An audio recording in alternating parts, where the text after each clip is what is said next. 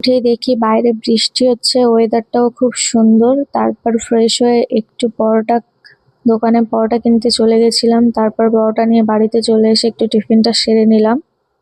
কি যে দুপুরের রান্নার জোগাড়, মাছ ভাজতেও শুরু করে দিয়েছি, যেহেতু দুপুরে আজকে মাছের তরকারি হবে তাই মাছটা ভেজে রেখে দিচ্ছি আগে থেকে।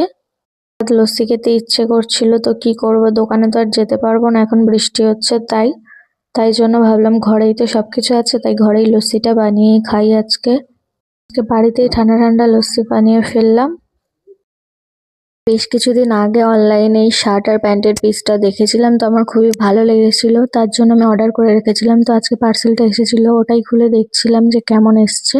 খুব সুন্দর এসছে। আমি ভয়ে ভয়ে অর্ডার দিয়েছিলাম, যেহেতু এর আগে অনেকবার অর্ডার দিয়েছিলাম, অতটাও ভালো আসেনি, তো এইবারে বেশ ভালোই এসেছে। বেলা আলমারি গোছাতে গিয়ে দেখলাম এই শার্টগুলো সব বাদ দিতে হবে, বেশ কিছুদিন পরছে না। আর এগুলো খুব একটা পুরনোও না, বেশি দিন পরাও হয়নি ওর, তাও এগুলো আর পরবে না, তার জন্য আর এতটা কষ্ট হচ্ছে আলমারি